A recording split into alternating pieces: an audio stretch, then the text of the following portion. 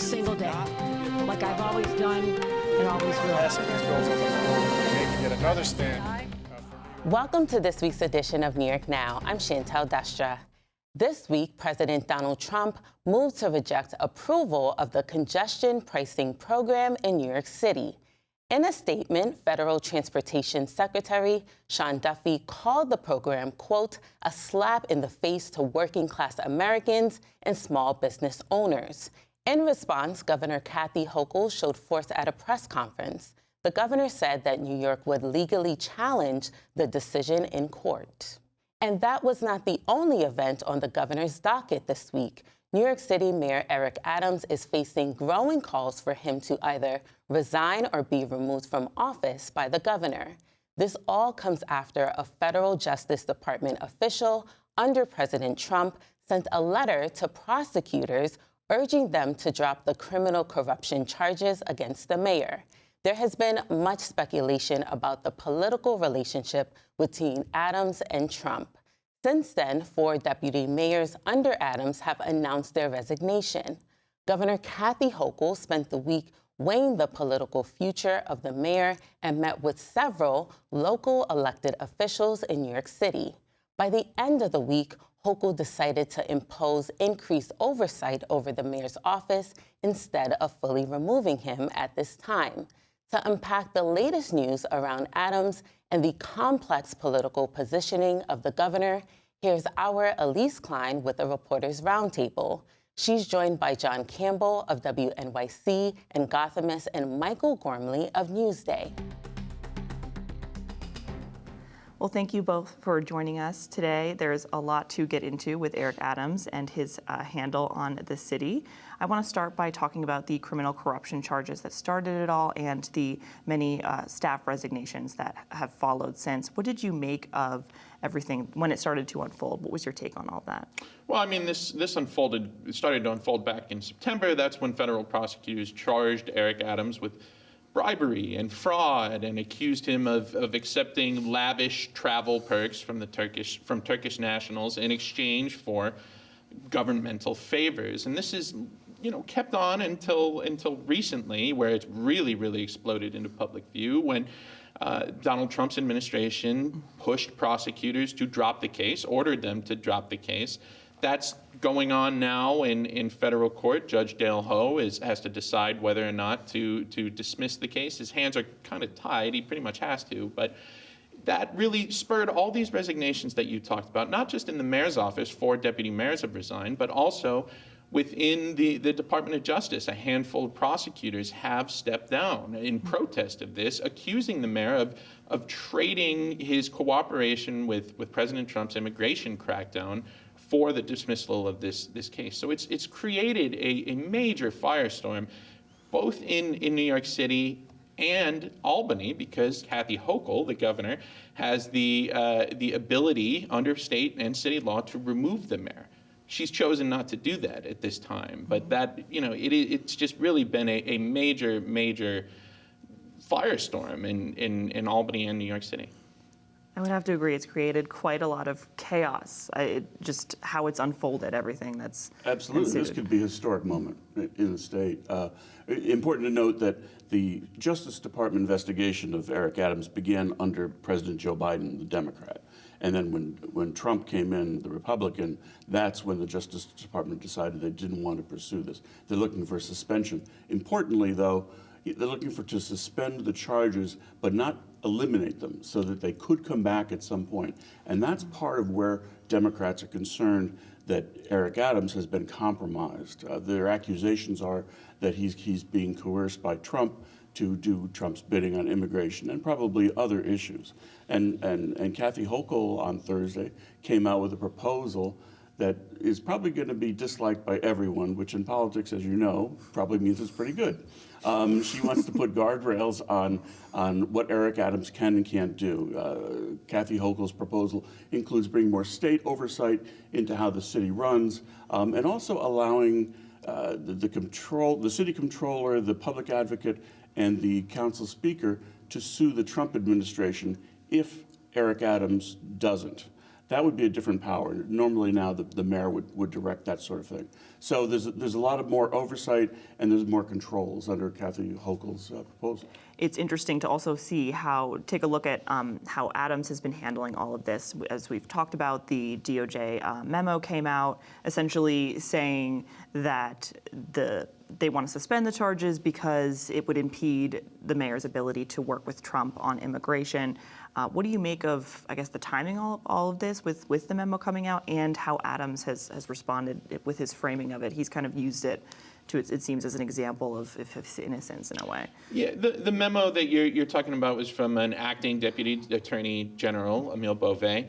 And you're right, it did pretty explicitly tie those two issues together, that essentially saying that the charges against the mayor were distracting from his ability to cooperate with President Trump's immigration enforcement efforts. And right after that, you saw the mayor go on Fox and Friends, the Fox News morning program with Tom Homan, the president's border czar, joint appearance talking about how they're going to allow ICE onto Rikers Island, the massive jail complex in New York City, which has angered a lot of Mayor Adams' fellow Democrats, excuse me.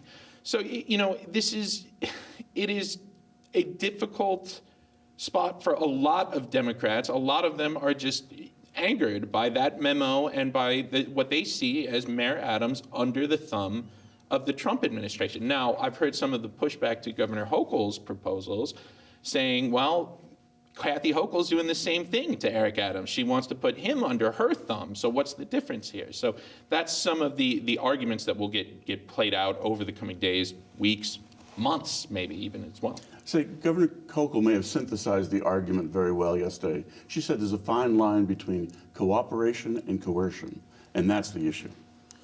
And the lieutenant governor has come out publicly kind of opposing Hochul, very different stance on, he's called on him to resign, saying publicly on Twitter that the city deserves a mayor who's beholden to the people, not the president. What do you make of their kind of split on this? Well, I guess I just say, just generally, it's a lot easier to say you want some action, like someone to resign, when it's not your power to make them resign. So it's a more difficult position for Governor Hochul and much easier for people on the sidelines to say this. Not to say that the lieutenant governor isn't sincere about this, or maybe he's right, but it's a different ball game when you've got a lot of people in Albany who are saying either remove the mayor or make him resign, and Hochul has to make the decision. So she can't make this lightly at all. The one thing I would say, it does further highlight the divide between the governor and the lieutenant governor.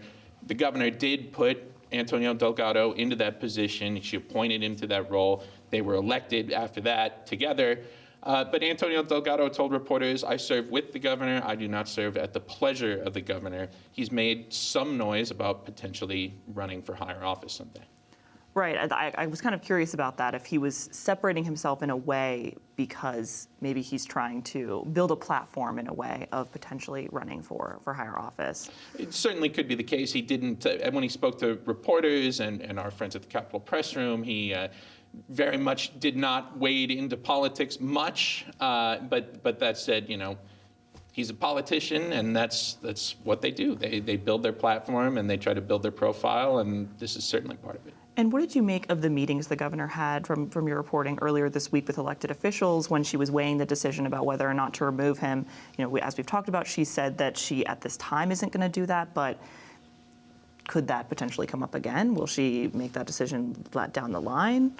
Well, that was earlier this week. The governor held a series of one-on-one meetings in her Manhattan office with New York City government leaders, civic leaders, people like the Reverend Al Sharpton, people like Gregory Meeks, the Queens congressman, people like Donovan Richards, the Queens borough president, Adrian Adams, the city council leader, just trying to gauge their opinion on what she should do with Mayor Adams. She came out of that meeting with some of those people, including the Reverend Sharpton, saying, hey, wait to see what the judge does with this case. Wait to see whether he dismisses.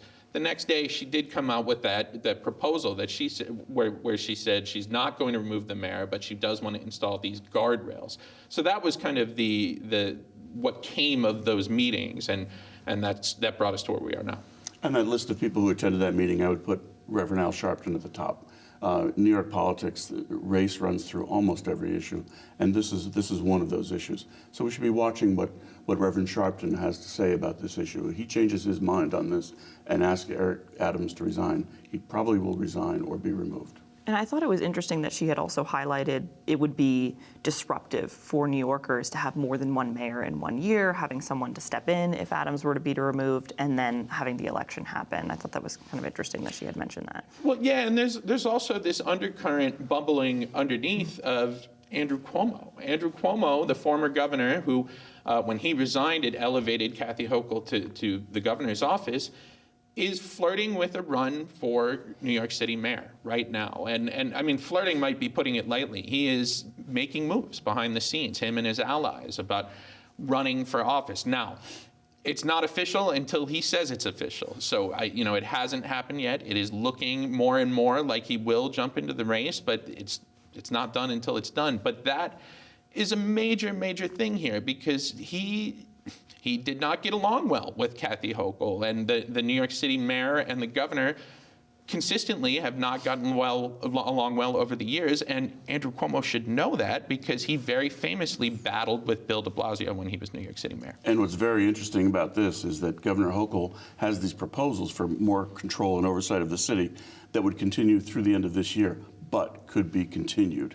That would be an issue for former Governor Cuomo if he became mayor. And there's certainly many other challengers that are going to come up, and we could even potentially see Adams get primaried out if he doesn't end up being the person chosen for the primary in June. I guess we'll have to wait and see. Yeah, there's a wide primary field right now, and Eric Adams' numbers are not looking good in the polls right now. And he's got so much more to be concerned about. Federal investigation is nothing to be to drop, especially if it could come back at him. So he's got a concern there, probably more than primary at this point. Well, certainly a lot to pay attention to, and a lot of things probably likely to happen at the Capitol that we'll be seeing lawmakers continue to react on this.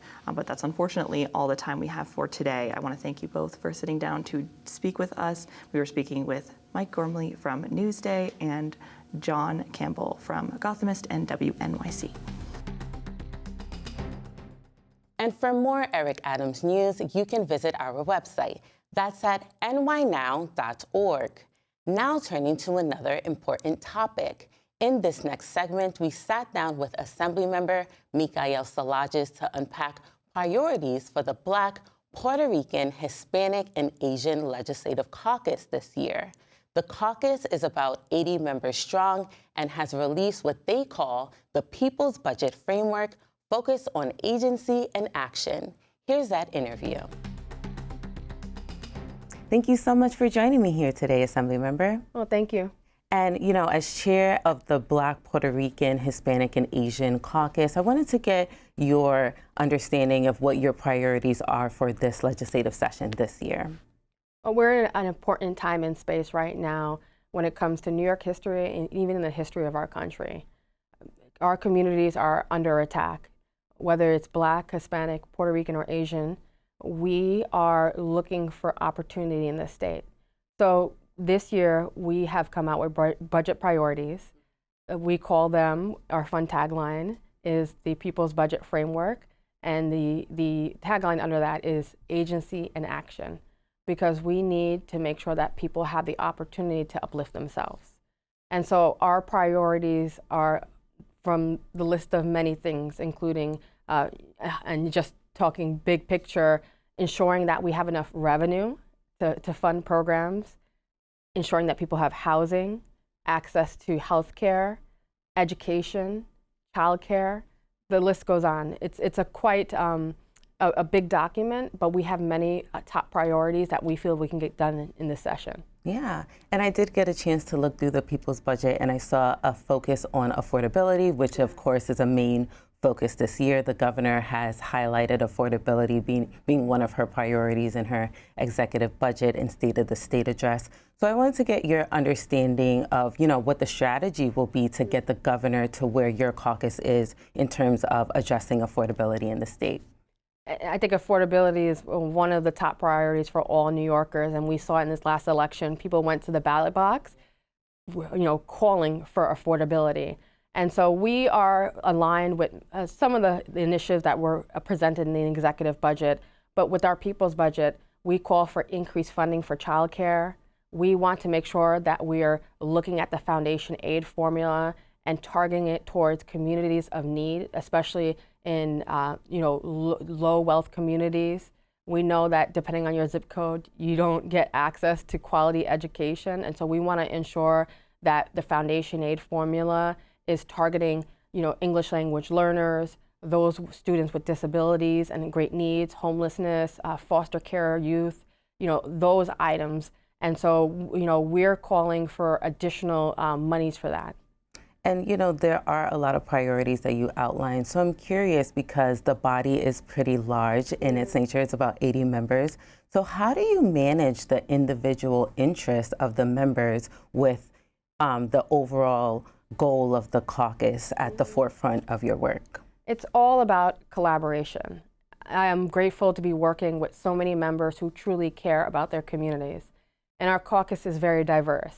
We have people from Buffalo all the way to Montauk. We even have, Democrats and Republicans working side by side together to put forth the initiative.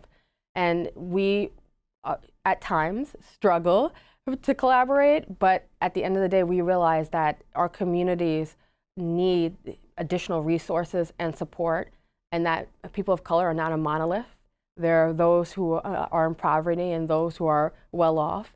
And the only way that we can advance all of us and uplift all of us is that we make sure that we work together. It's very simple. And so we do work together. It's difficult at times.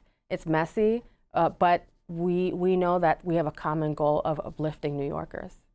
And of course, at the time that we're filming this, it is Black History Month. So I wanted to get your take on the theme this year in New York State, which is Black History is New York State History. What does that mean to you personally? It means that we have to ensure that we are not only acknowledging our past, but making progress for the future. We don't want to relive the past. We want to ensure that our communities are gaining access to resources, support, help, and leading a future that will be sustainable and resilient. We know that in our communities, especially for African Americans, the statistics are against us and not in our favor. And so there are many times where we are looking at policy and calling for systematic changes. You could see just the other day, the murder of Robert Brooks, someone who was incarcerated. He was murdered, and as a caucus, we're calling for we're calling for accountability. We're calling for justice, and in this Black History Month, it reminds us that we've made progress, but there's so much more that we have to do for folks, especially the most marginalized of us. Absolutely. And also at the time that we're filming this, you're gearing up for the 2025 conference of the New York State Association of Black, Puerto Rican, Hispanic, and Asian legislators. And I understand that you're going to be leading some workshops in that conference. So can you tell us about that? So the People's Budget document, which is readily available on our website, and I encourage everyone to read it, is a document that we take months and months to formulate. And when the caucus weekend happens, the Legislative Caucus has the opportunity to present our final budget document to the public. And so we encourage people to attend our workshop. It's usually in the morning because we want to kick off with priorities and policy. And we have conversations about what's important to the caucus, from housing to criminal justice. We present the budget book, and people can take it home, they can digest it online, but it's an opportunity for us to speak to our community through a workshop. And then we also have other items, receptions that we participate, but the People's Budget Workshop is our main priority because we want people to help us push this legislative agenda right here in this session. Sounds really exciting. And I know that you were also the assembly sponsor of the bill that formed the State Commission to study reparations. Now the commission is hard at work. They've been having their first few meetings, public hearings. So I wanted to get your take on, what you're hoping the commission will achieve in the next year. I know they're going to be coming out with a report soon. I'm just excited. Reparations has always been a foreign concept, but we've made it a reality here in New York State. And the commission, which will be presenting also during caucus weekend and many times after, is really doing a good job at engaging folks, New Yorkers, doing outreach, public hearings, networking. They're doing what's necessary to ensure that we come up with a document that represents New Yorkers' feelings on reparations. And so it's really exciting. I love to see them do their work. I'm actually watching it from afar because we want a truly independent commission. We want an independent report that will reflect not only the history that we've lived, but what we could do to move forward to build a better New York, especially through Black and African American, people in New York State. Yeah, that's interesting because I was actually going to ask you if you had any insight into their progress, but you're, saying that it is completely independent. So why was it important for the commission to be structured in a way that it does have its independence? It's nice. I want to ensure when drafting the legislation, when pushing the legislation, that this wasn't a political conversation because the plights of Blacks is real.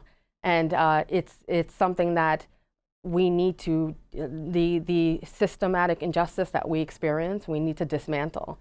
And so this commission is going to do that. I hope that they do that.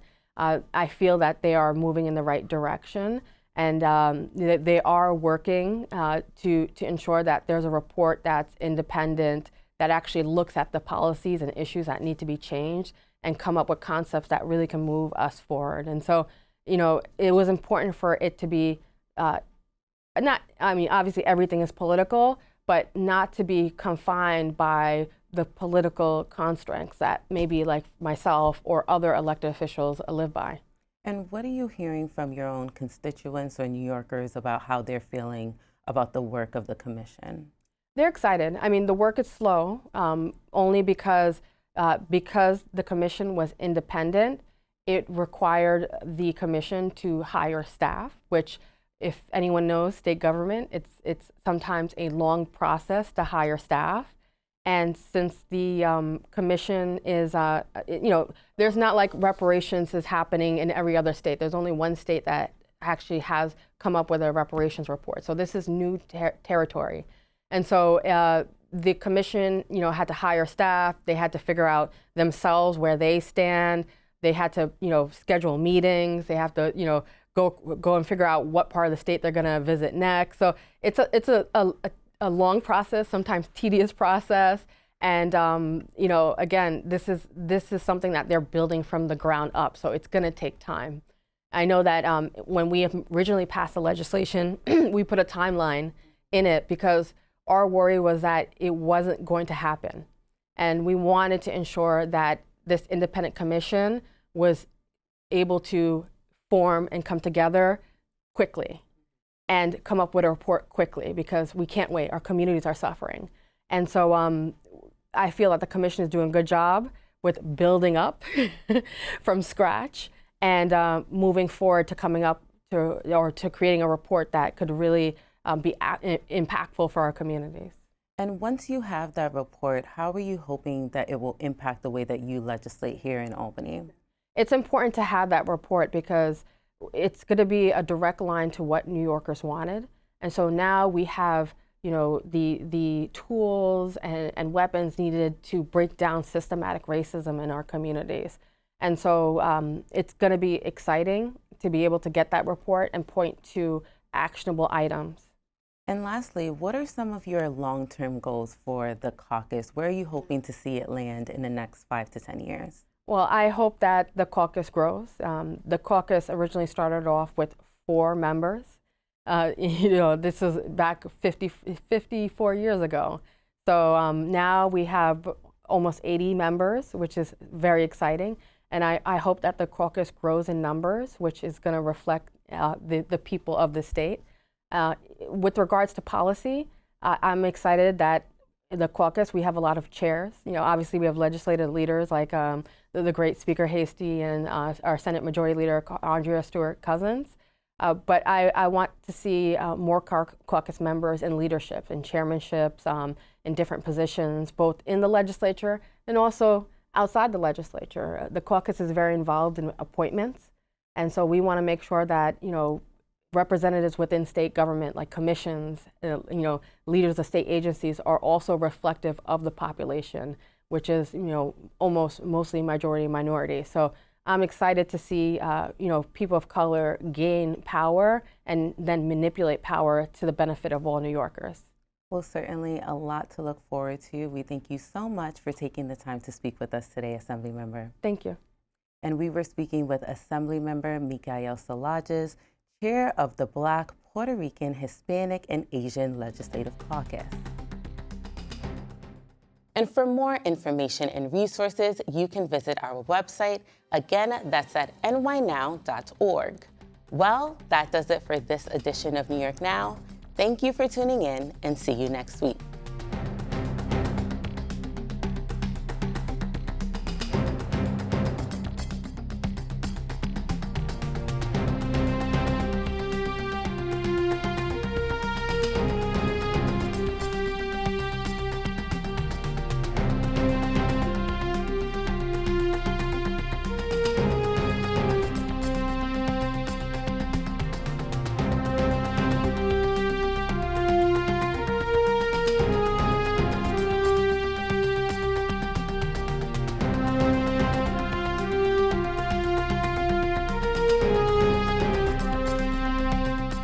Funding for New York Now is provided by WNET,